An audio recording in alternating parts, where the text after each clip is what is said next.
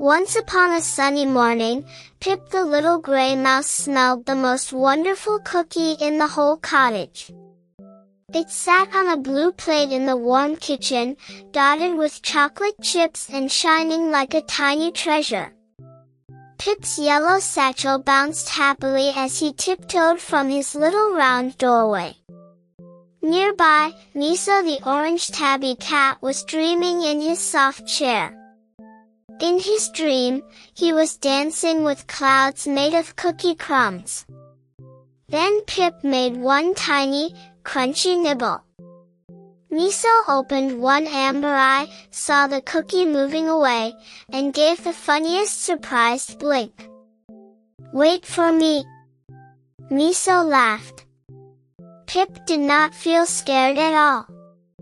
Miso always chased with a smile, and Pip always knew the game would be gentle. Pip hugged the cookie, wiggled his whiskers, and dashed toward the kitchen counter's little tunnel. Across the counter they flew. Pip skipped around mixing bowls.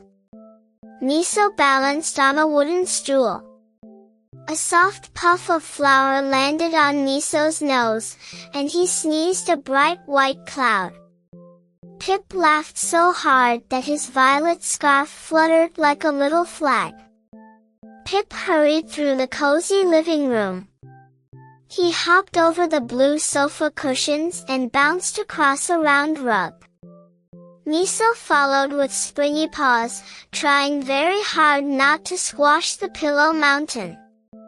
Every bounce made a cheerful boing, boing, boing.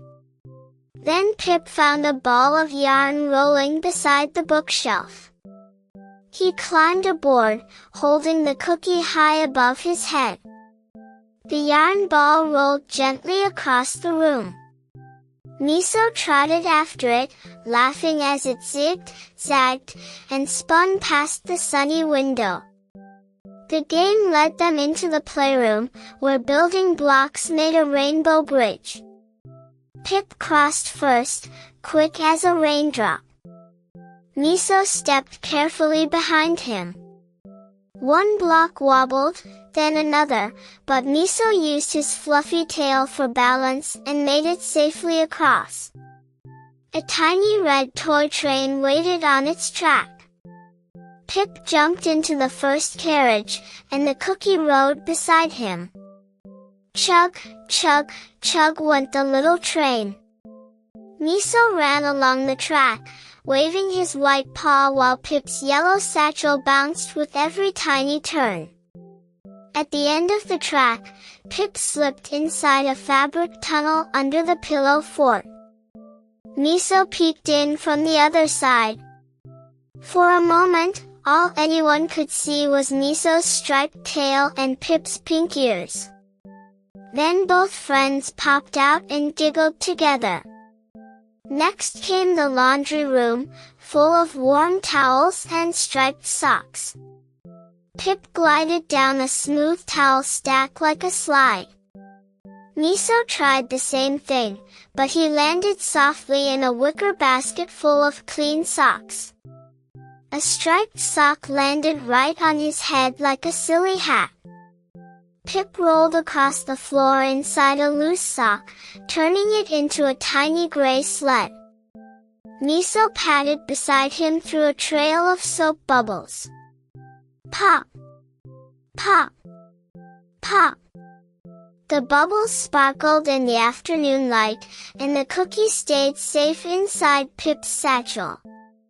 Upstairs, the attic craft room was filled with paper stars, toy kites, and boxes waiting for new adventures. Pip ran under a trail of hanging ribbons. Miso hopped from box to box, making sure each landing was soft and careful. The two friends were having more fun than ever. The open garden door glowed ahead of them. Pip raced through it first. Outside, daisies nodded in the breeze, butterflies floated past, and the stone path glittered after a tiny morning sprinkle.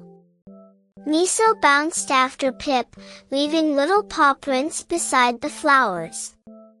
Pip tucked behind a red watering can, but his bright yellow satchel poked out. Miso pretended not to notice. He sniffed a tall sunflower, twirled in a circle, and made a grand detective pose. Pip could not hold in his laughter and gave himself away. They hurried toward the hedge maze, where tall green walls made twisty paths. Pip chose the smallest openings. Miso followed the wider turns. Sometimes Miso arrived first by accident, and sometimes Pip appeared right behind him, both wearing the same delighted grin. Inside the greenhouse, warm light painted the glass walls gold.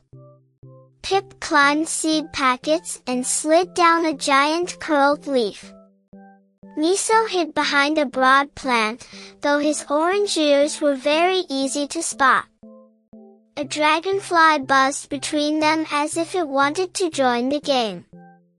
Beyond the greenhouse was the pond. Pip stepped from stone to stone and sailed in a leaf boat near the reeds. Miso made one tiny splash with his white paw, then laughed at his wiggly reflection. Pip laughed too, and the cookie nearly rolled out of his satchel. Oh no! A friendly breeze lifted the cookie right into the air. It spun over the wooden footbridge and landed on a small picnic blanket across the pond. Pip and Miso stopped chasing.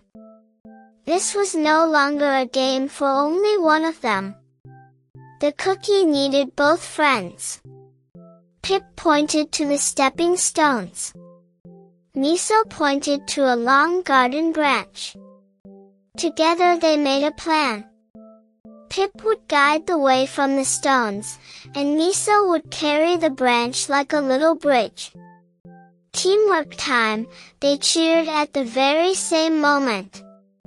Miso placed the branch carefully across a puddly patch. Pip scampered over first, then held one end steady with all his tiny strength.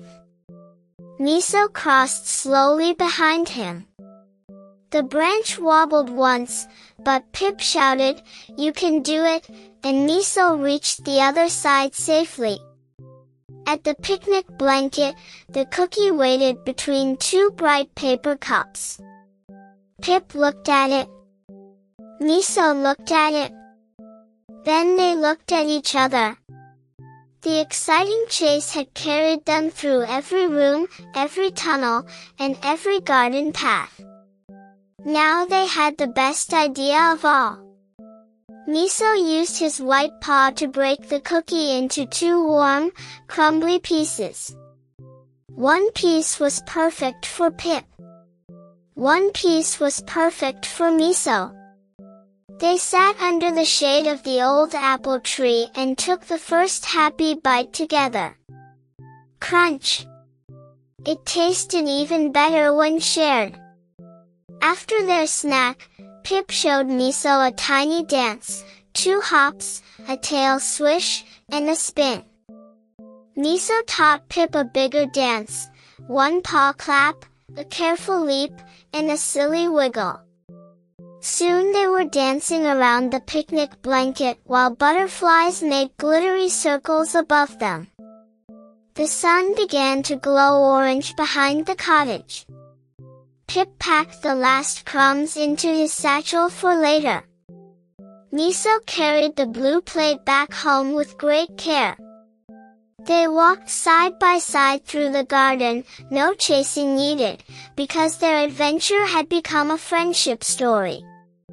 That night, Miso curled up in his soft chair, and Pip peeked from his little round doorway.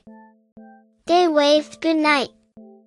Tomorrow might bring another cookie, another game, and another laugh. But today had taught them something wonderful. The sweetest treasure is a friend who shares the fun.